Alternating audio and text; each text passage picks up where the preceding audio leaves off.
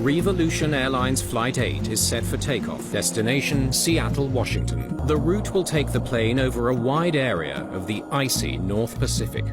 Captain James Gibson is a hardened bush pilot with more than 25 years' experience. Gibson's flight engineer is 45-year-old Alaskan Gerald Moose Lauren. They're flying a Lockheed L-188 Electra, powered by 4 turboprop engines. Gibson completes the turn on a course bound for Seattle when an unusual vibration resonates throughout the cockpit. Flight attendant Wendy Kroon helps Lauren check the engines. I looked out the window, the engine went.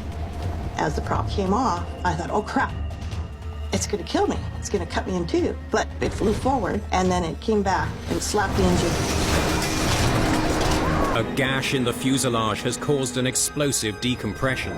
Captain Gibson and First Officer Lintner attempt to regain control of the aircraft. The damaged plane has veered off course and is now flying northwest towards the Bering Sea.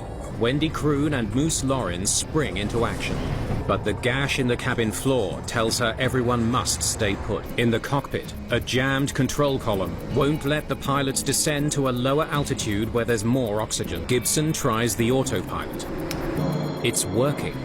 The pilots realize the cables controlling manual operations are jammed, but those for the autopilot seem to be functional. Captain Gibson sets the autopilot to keep the plane flying a steady and descending course. Now, he needs to slow it down. Its high speed could tear the damaged plane to pieces. The pilots can't reduce their speed. Gibson sets the autopilot to make a right turn back towards Cold Bay, but the plane goes into a rapid rolling turn. The autopilot's lateral control must also be damaged. Gibson has no way of steering his airplane. The crew and passengers are heading straight out to sea. Flight dispatcher Richard Huff receives the call at the Reeve base in Anchorage. The autopilot brings the Electra down low enough for everyone to breathe comfortably. Yet Gibson still can't move his column enough to turn back. Lintner moves his column just enough to turn the plane slightly. The pilots combine their muscle to force the plane into a right bank towards Cold Bay. The wide turn will get the plane on course, but won't provide the precision needed to touch down. We can't land like this. No chance in hell. The older Electra is not equipped to land on autopilot. The landing has to be performed manually. But there's a bigger problem.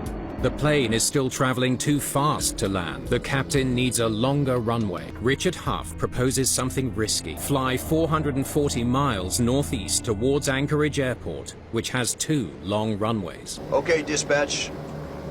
We are flying to Anchorage. It takes 4 hours for the crew of Flight 8 to get within sight of the runway, but they still don't have the manual control needed to touch down. 15 lives depend on the pilot's skill grappling with the unpredictable aircraft. Hours of wrestling with the damaged controls have taken their toll on the captain. As Lintner takes control, he notices something that changes the entire situation. There are 2 sets of flight control cables on the Electra. One set for the autopilot and one for manual control. They work independently of each other. Somehow, Lintner is hand-flying the plane without the help of the autopilot. The pilots can now pitch the nose up and can accurately line up with the runway.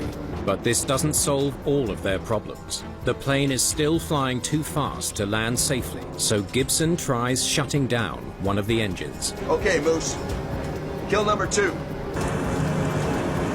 Their speed drops, but not enough. Gibson cannot slow down the speeding plane, but he must land the plane now. It's his only chance to save everyone on board. Reeve Flight 8 is moments from touching down, but with 2 engines stuck on full throttle, landing at 160 knots could cause a fatal crash.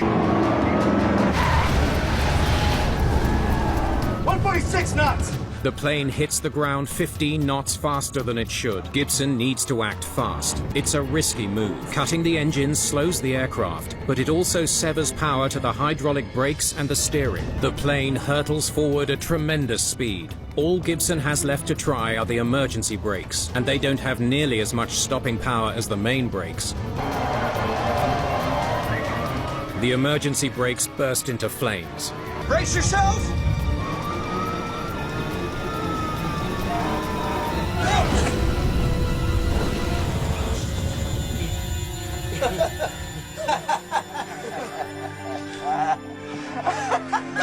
Nice!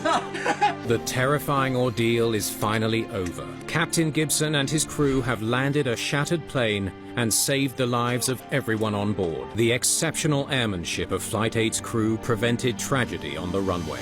Now it's up to the NTSB and lead investigator Ron Schleed to find out what happened to bring Reeve Flight 8 so close to disaster.